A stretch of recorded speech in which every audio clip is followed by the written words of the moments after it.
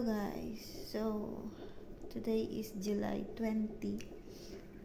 Yung bibig po natin is medyo dry. Hindi pa rin pa ako nanganak. And humingi na pa ako ng epidural.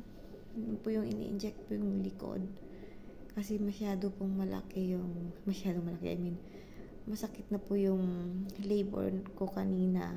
And then sabi nila, malaki daw po kasi yung baby. Kaya it's better daw na mag-epidural daw ako kasi baka hindi ko daw makayanan na ilabas siya ng normal na walang. Yung epidural dito is yung parang anesthesia. So, dito po kami. Naka-monitor po. Ay, walang siya. Yan, dyan po kami. Yung epidural po is minimize niya po yung sakit ng pagle-labor. And right now, halos hindi ko po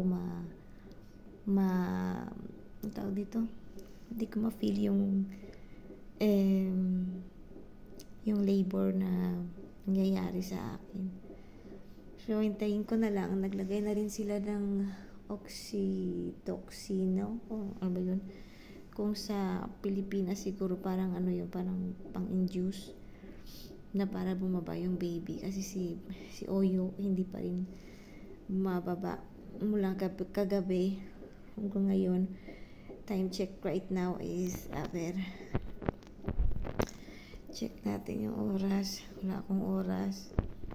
Hindi ko ma-check. Wala ba tayong time? 11:05 ba? So, pumunta po yung kapatid ko dito. Kasi po, yung maleta po namin sa sobrang kagabi, naiwan po namin yung maleta namin, yung mga gamit ni baby, gamit ko, wala kaming dala.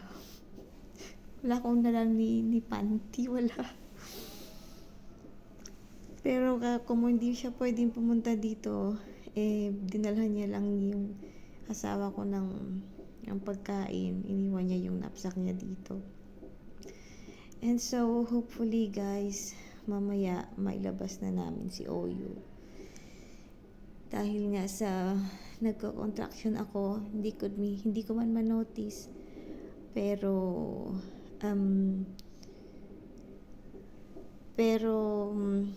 at least bababa daw siya. Yun po yung ginamit nila. Ito ata yung oxy is to. Ayan. So, yung room po is dito na ako manganak.